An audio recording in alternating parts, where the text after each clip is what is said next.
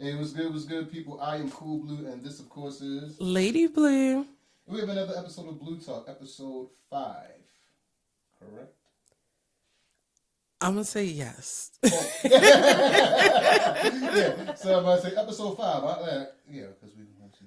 Oh yeah, because Becky was the last person we filmed. Boom. Yep. 5. Okay, 5. So yeah, another episode. And did you want me to introduce, or did you? You can introduce. I introduced the last time. Boom. Okay, cool. So this is. Can I call you Liz? Liz, yes. Cool. Preferred. So this is Liz. She has all of this beautiful, beautiful artwork that you see here, and we're actually in her art studio. Yes. We met at Found Shop. Casey, shout out to you. But yeah, we met at Found Shop back. Was it last year or the year before? It was December 22 at my little First Friday opening. Yeah. Yep. Yeah, but you weren't there, but you bought a pair of my earrings. Earrings for Yes. her. Yes. And she was gonna wear them. I had every intention on wearing them, and I got so busy today, and I'm like, I did not pull the earrings out. She sat them out, and so she was like, "Kenny, don't let me forget these." And I was like, "Okay," and I was like, "Well, there they are." And then it's like she's still like. So she has this habit of like she has like those everyday studs that she kind of like tosses on. These were my morning They're jewelry. very cute. Thanks. Yeah, so she has these everyday studs that she kind of tosses on. So it's like I call them the grab and goes. So it's like I knew that she was gonna eventually. Because like usually she's on top of it. Like she'll go back in and she'll kind of like swap out. And you're like, oh, okay, cool, whatever. But first question, I'll just kind of like roll it off. Like, just give us a brief description of yourself and anything that you just kind of, want to let folks know. Sure. I'm new to Maryland, as you guys know. But now you guys know. I'm mostly a West Coast girl, but I've always found the East Coast very charming because it is, much older history and such. This is my new-ish studio that I've been dreaming of for a very long time. I started doing makers markets in and around Baltimore 2 summers ago, so this would be my 3rd summer. That's cool. And pretty much everything I've been doing since I moved out here has been new to me. I homeschooled our daughter through COVID. I started this art biz that I've been wanting to do for a long time. I'm doing this with you guys. So I'm just constantly putting myself in situations that I'm not comfortable in. Yay. And just going for it. I think that's the best thing that people can do because it's like my mom just kind of like as a kid she had me live outside the comfort zone for a lot of things, so it's like I had to like easily adapt. Shout out, Mom. But but like yeah, like she never let me stay in a comfort zone for too long, and it was like I just kind of want to live in a moment for a bit. But it was like if I wasn't doing like pastel, I was doing real life. If I wasn't doing real life, like she made me get into acrylic. Like I signed up for comic classes and things of that nature. So it's like I always had, and it's like she would find anything like city funded, and she would just keep me in it. So it was like my Saturdays. Like when everybody else was kind of doing like the cartoon things, which I missed a lot of Pokemon episodes, thanks, Mom.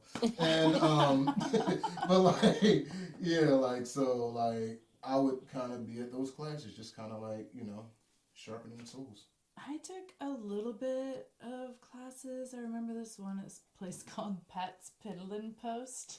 Say that 5 times fast. I would trash that name. Like I already speak in really remix. Remember it, Yeah. But yeah, I've been really into art since I was like 4. That's cool. And yeah, I went to art school. I have 2 degrees in graphic design. So I don't know if you guys know this, but I, as a professional, like graphic design's been primarily my career. I was at the same place for like 7.5 years, and she's actually from Maryland, but she was my boss in Portland, Oregon. Yeah, wild, right? Right. So that's what I do on this part of my studio, actually, where my computer areas set up, but I always wanted to kind of have this as an addition to, so right now I'm trying to get back to the two together, but yeah, I'm just again rolling with it. That's cool. So what would you call your style of art? Like abstract, I don't know, because those mushrooms and the moth, I did those as well, so I do like realistic naturey stuff, but this is the kind of stuff where I'm like losing myself in a meditative way with colors. I always paint with music on. That's so cool. Sometimes my colors might be affected by if I associate that song with like warm or cool colors, or warmth or cold, depending on if there's like a memory with a song, you know, like that's cool. Thinking of, oh, I loved this to listen to this in the fall, and it reminds me of that. But I don't know, I guess abstract artist and maker. Do you have a favorite artist? And if so, like, do they influence your style of I've had many favorite artists over the years. Going to art schools, especially when I went to the Art Institute of Dallas, we'd go to the art museum for certain assignments. So I was exposed to lots of cool shit in museums. And I have seen like a Rothko. I've been to lots of cool exhibits, so I'd have a hard time pinning down a favorite, but I never really was a Pink girl until I saw my first Andy Warhol exhibit in person, and something about the like shocking nature of the way he used hot pink was really inspiring for me. So I will say that, like, I never painted with pink until I saw some of that in person. That, and I'm starting to look at pink as like a new neutral. Like, I think pink matches up with so many different colors that surprise people. I'm like, it's one of those ones where I'll slide in the neutral category. People probably be like, no, because I think orange is a great neutral. Like, everything matches orange. If you really sit back and think about it, nothing looks bad with orange. Yeah, and so blue, I'm a blue girl, and blues complement just about everything. Orange, like they're complementary colors. So I do love that combo. Same. And right now I've been really into like peach and blues. Yeah. That's neat. So do you like you? I know you said that you kind of like were here and there as far as like, you know, moving around a bit. Seeing as though you moved around a bit, is there a favorite season that you prefer doing artwork in? No, not really. I used to only paint like for gifts, like for friends and stuff back in the day. And if I painted for myself, it's because I was like really happy in that time of my life. It's really weird. So if I was in a like dark place, I didn't really care to create. Oh yeah. And when I started doing this, it was January of 2021, and I was held up in Arkansas, out in the middle of nowhere, like trying to get through COVID, homeschooling our kid. Richie was already living out here, and I learned how to use making art as a way to like get through some hard shit.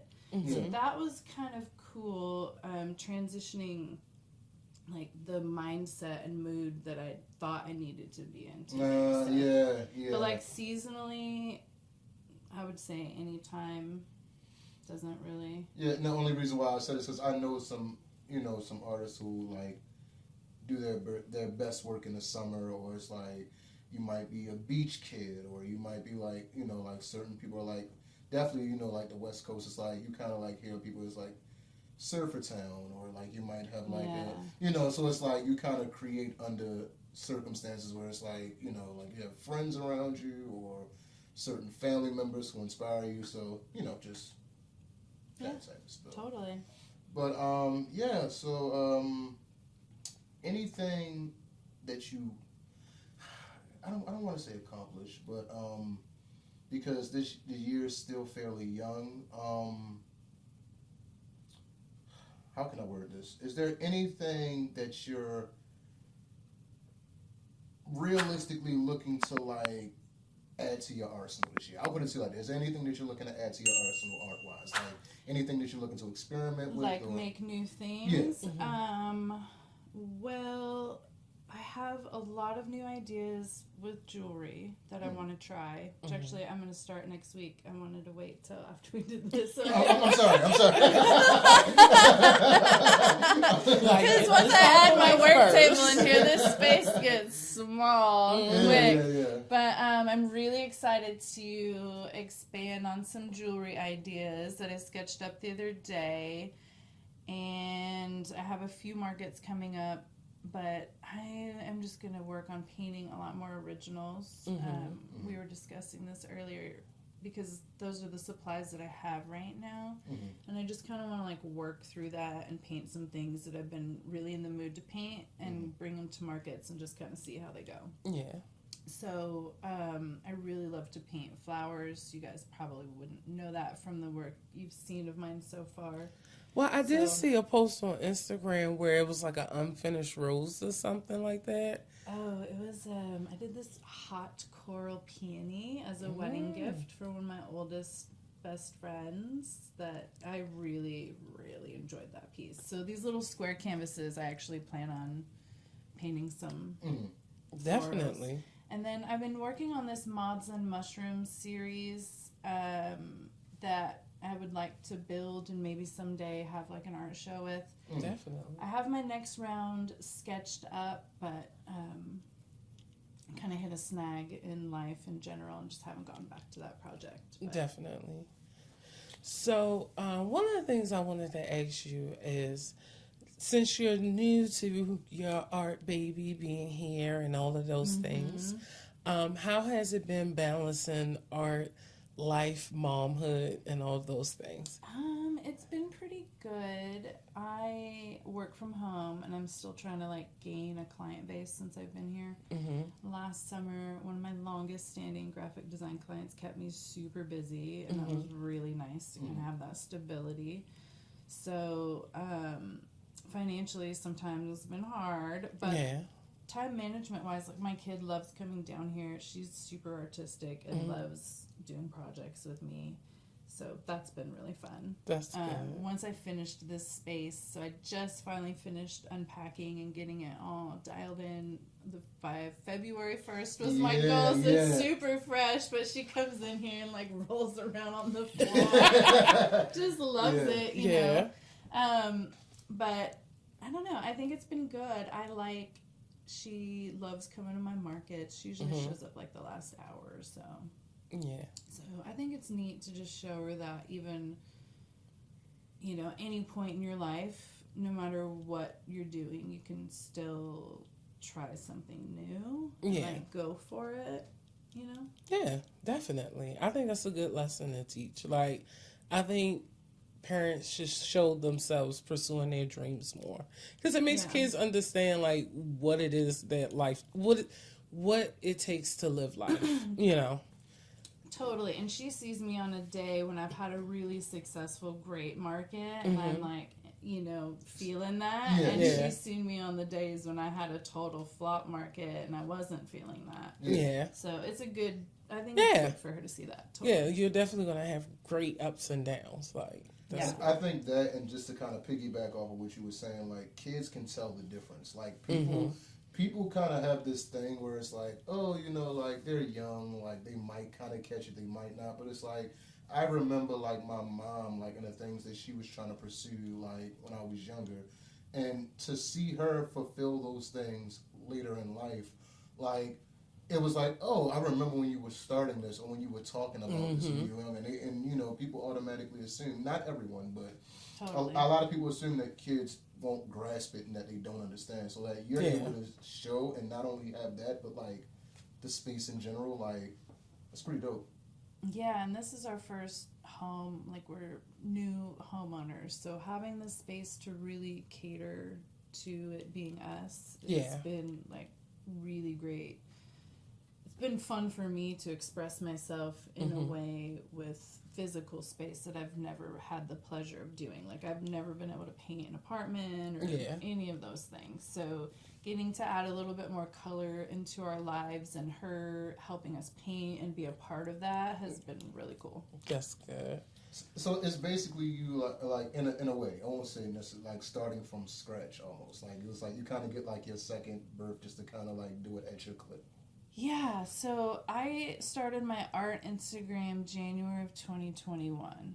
So pretty much when I lived in Portland, Richie and I had opposite schedules, so we didn't have to pay for childcare because that stuff is really expensive.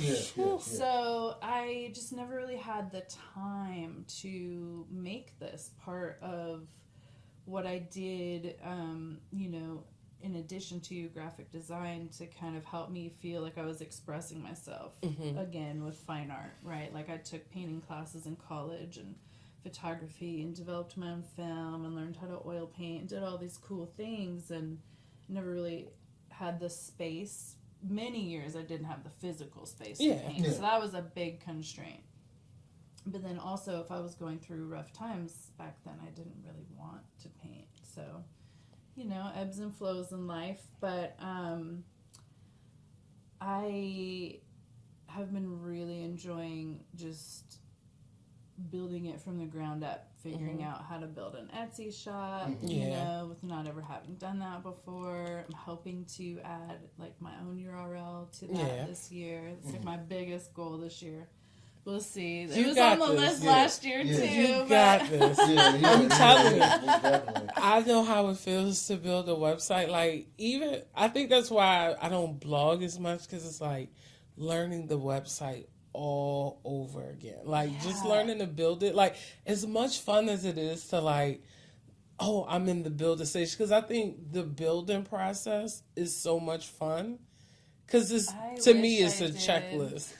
I'm gonna tell you what. So for me, it was like a viewable checklist. Like, okay, I gotta get the business accounts and the URL and the website and the. I was able to check stuff. Building the website. Oh no. Okay. No, I misunderstood what you were saying. No, I spent many nights crying in front of my laptop. Like, why did I choose to do this? And I learned web stuff I went to 2 different art institutes, Dallas and Portland, and I took classes. I had to like graduate with a working website, and that language never really stuck for me. I'm a printing girl. I like ink on paper, and I'm more in the like logo development, branding, and all of that kind of world. So the web stuff, I can save you web-ready files all day long, but as far as, any coding, I don't know. So it's just never clicked in my brain. I shot myself in college, so, like, the web development, like, I did that, and I did that with, like, my speech class. So it was, like, I kind of had, like, because, like, the speech class is basically, like, you doing the entire semester to build up to, like, one big speech. And then it was, like, that and, like, having, like, the website. So it's, like, I'm doing references for my speech class, and I'm also trying to finish up the website. And it was, like, the two kind of collided. That sounds like a lot. And I was, like, and it's, like, I kept pushing it off and pushing it off and pushing it off. And I was, like, I got to get the speech class in. So it was like I finally took the speech class, but I'm like, damn, now I have to do the website class. and it was like so I hate coding. Like I hate it's coding. Hard. Like I hate coding. Like I only did like one coding class, and I was like, what is this? And it was like I think like one of our first assignments was to like make like a calculator. So it was like the calculator had to like function and like. Like, like I remember like looking at that book like what? I would cry. Yeah, like I remember having to make splash pages. Yeah. Like when landing pages were like thing. Yeah. Not. I don't know. Like, cool. It's a skill. Everyone who can do it. Like I said, shout out to you. Yes. Photoshop and Premiere what kind of like my two like go-tos, like Photoshop and Premiere, but like everything else in between, like wasn't a big fan of AutoCAD, wasn't a big fan of what's the other one, Dreamweaver. So I had to take a Dreamweaver class. Yeah. That was a requirement, like to graduate. But I never touched AutoCAD, but Illustrator and InDesign are my two faves. Yeah. So I wanted to touch back on one of the things that you were talking about earlier, where you said that you've been painting with the color peach. So, and we was talking about this off camera too. Oh yeah. So I know that the color of the year is Peach Fuzz by Pantone. Yes. Because I just watched a YouTube video on it. I try to keep up with that stuff, but I'm not always the best. So when it comes to that, I know that the Pantone colors are made to be like universal all across the board. So when it comes to that, are you mixing different colors to create that color? And if so, do they provide a recipe for that? They do provide a recipe for like printing press inks. Okay. And it's usually down to like a percentage and you weigh it out. I actually worked in a shop where they weighed out and mixed their own colors in the shop. It's an art. It's very precise. You can buy cans of ink like ready to go, but for artists, I don't know that I've ever looked if there was a paint already that color. I always just mix them myself and just try and match a swatch as close as I can. Oh, okay. Yeah, I didn't know if they were like, oh, yeah, you put a dot of this and a dot of that. Look into it because they make so many things that I don't know if you've seen. Like they have, like I have that postcard set, and then they have, drinkware, all kinds of stuff. Yeah, you can pick different Pantone colors for. Yeah, I was just wondering. I was like, well, let me ask that while we're here. Yeah, well, I'm gonna have to find out. No. Yeah, most definitely. No, because I was like, the one you have over here, I'm like, it matches it perfectly. Like from what I saw on the screen, I'm like, it looks just like it. I did actually use a screen. Normally, I would use a printed sample, so a screen isn't always gonna match what's on paper, right? But yeah, so that is this year's. That's the piece I'm working on. Yeah. With peach fuzz in it. Boy. And something that I am really just needing to get out more of this year is like contrast. So I've been loving the navy blue lately too. So I'm just kind of leaning into that. That's cool. Thanks. No problem. So, what's your, like, when you get into a good groove, like, what's your music of choice to kind of, like, my number one is Radiohead. I could listen to one album, like, 3 times in a row before I change it. I'm just able to just zone out into a place and kind of lose myself. And then... I don't know. I'm kind of old school. Like I don't have a Spotify playlist. I don't even have Spotify. No. I still use Pandora. Don't feel bad. No, don't feel So bad. sometimes I'll just put it on a Pandora station, right? So lately I've been listening to the Beastie Boys one a lot. Yeah. Like a lot. Because they'll throw in some random like rock stuff, but then some really good hip hop stuff too. It's got a really good mix in there. Well, see, she has YouTube music, and I'm the person where it's like I'll sit back and vibe out to like meditation music. So it's like, or here lately, like I've been doing like sound bathing. So it's like I'll do like I'll just cut on YouTube and just cut on like one of those like 5-hour like sound bath videos and just kind of like.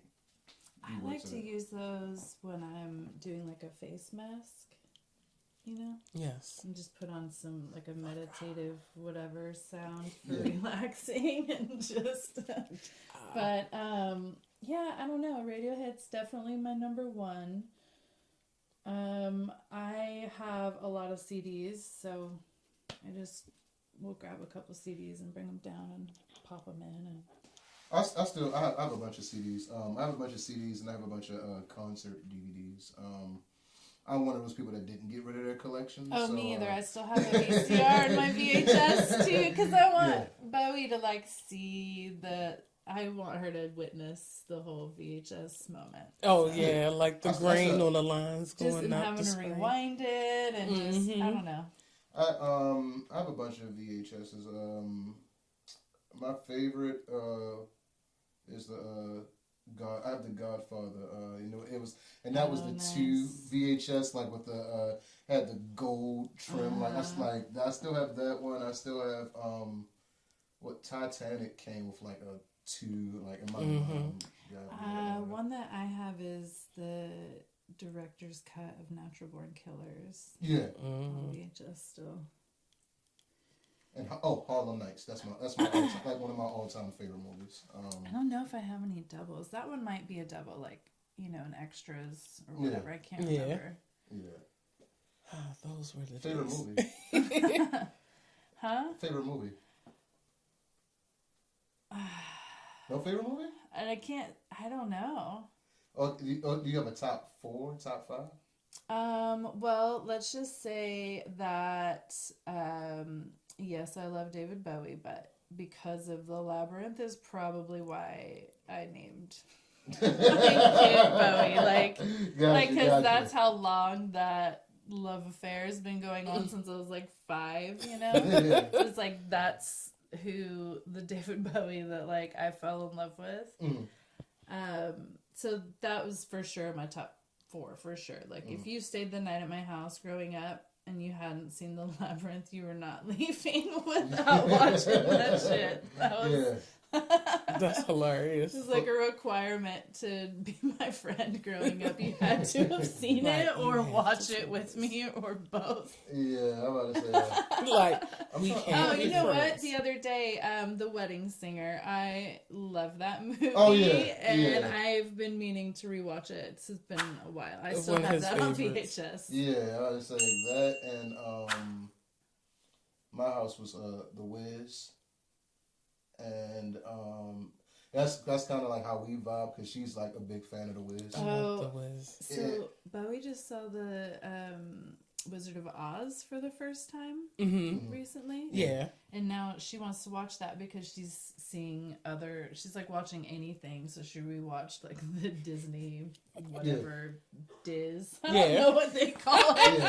It's like totally Land of Diz or something. So I know NBC did a remake that was really cute. Yeah. So I would do that. Yeah. Okay. A lot of people call the original Wiz scary. Like now they be like, I watched this and I was so scared growing up. The 80s stuff was a bit scarier than now. Yeah, it was animatronics. Yeah. You know. But the songs are fire. Like it takes over that part.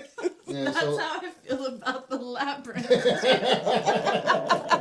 And my kid still won't watch that. She's like, oh, it's still too creepy. And I'm like, no, it is not. You got like, this. No. Give her like another year.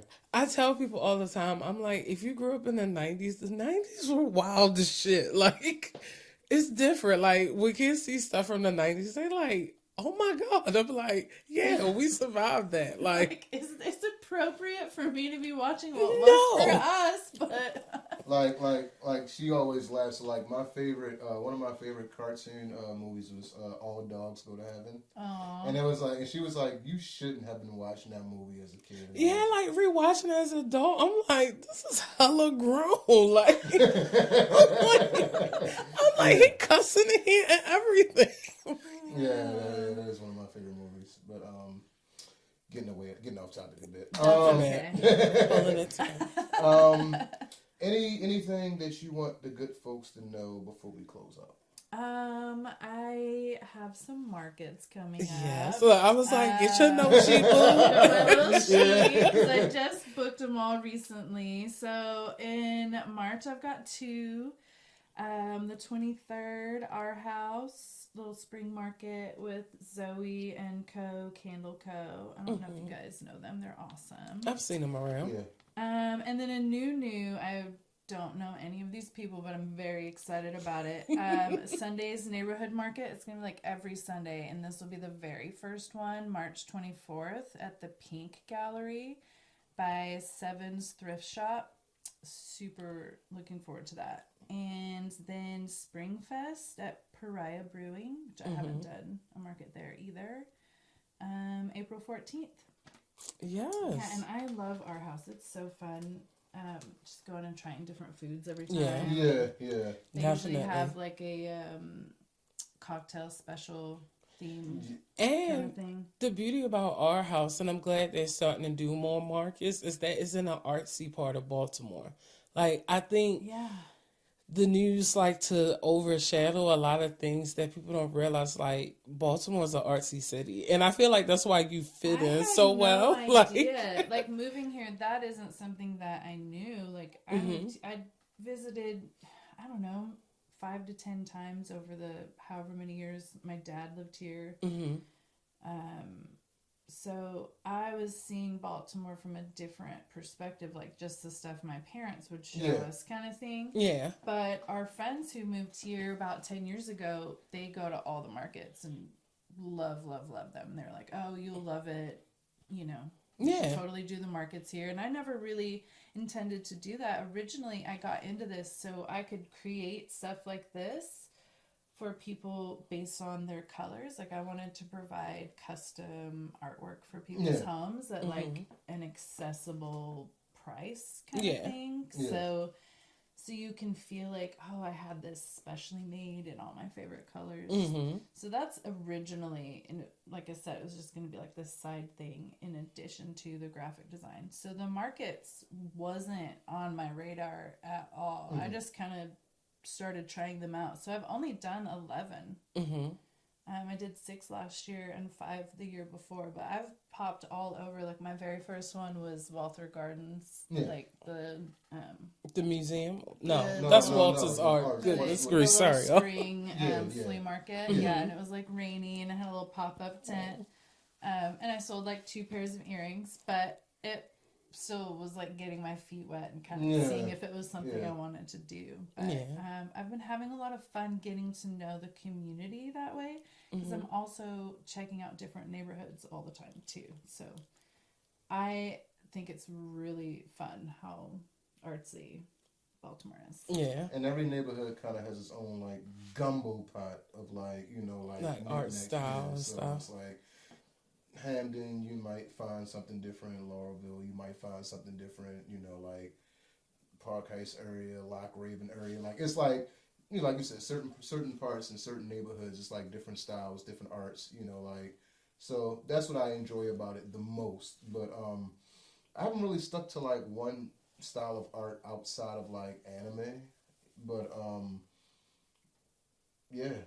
like, I like the scene here. I haven't really done too many markets, but I love the scene here. I love collecting art, and I really enjoy, you know, the pieces that I do keep for myself. I enjoy incorporating them with other people's art and seeing how my work kind of vibes with other people's work. Yeah. So, I have one more question for you, and then we can end it, whatever. So, you mentioned that your daughter's name is Bowie, and that you do love David Bowie. Do you draw inspiration for your art from him? Because I've noticed like some of the things that I've seen in your home, in your art studio being here, like the stripes and things like that. I've noticed that it's kind of parallel. So I was just wondering, was he like a big art inspiration, or is it just... He's been just like an everything inspiration. Okay. At times, fashion, of course. Of course. Accepting yourself, being yourself. You know, that piece up there actually with the red shoes, that is one of my most inspired David Bowie pieces. And then the lightning bolt earrings I was telling you about, I actually developed those on his birthday, I don't know, like 2 years ago. So they're like the shape lightning bolt. But yeah, I don't know, sparkle. Yeah. Glam. Wild colors. I love a good sparkle. And then, yeah, I love, I don't know, he's just a badass. So Yeah. there's like lots of different ways you could be inspired by him as a person, whether it's through his music or fashion, or he was actually an artist as well. So that's cool. I didn't know that. yeah, you should check out, just Google that shit. Yeah, I'm like David. I was talking about that documentary that he dropped. I haven't seen the newest one. I think it's on. Is it on HBO? Yeah. Yeah, I did go do. I went and saw the Moon Age Daydream at IMAX, and it was really, really good. And they got a Grammy for that. You know what? We didn't watch the other. Look, I'm talking about it on camera. The other HBO documentary was the BG. Oh yeah, because HBO Max is adding that to our list of subscriptions. It's like, is it worth it? Can y'all just do a package deal? Like That was like yeah, they need to like meet in the middle. like I don't know. can 3 of y'all link up? Because there's a few that I would like to have, but I'm like, how many? How many subscriptions am I Yeah, gonna I get? would love to have the Discovery one, but Discovery is tripping. Do you have Verizon? Yeah. If you have Verizon, you could get it for like $6.99 on your bill. Yeah. I've been trying, like, soon as Verizon be like, we have a bundle, I'm like, please tell us more. Like, Most definitely. So, final thoughts. I'm gonna let you swing it, and I'm just gonna come back to Lisa. okay, so final thoughts is don't be afraid to start everything new. So like our girl Liz here, she moved here, started her art business, and just kept putting herself in uncomfortable positions, and that has been getting her the most development. So that's what I'll say. Thank you guys for having me Of in course. my new little space. I'm so glad that we met through Casey, of course, because she brings all the people together. And yeah, I'm really excited to see where this year goes.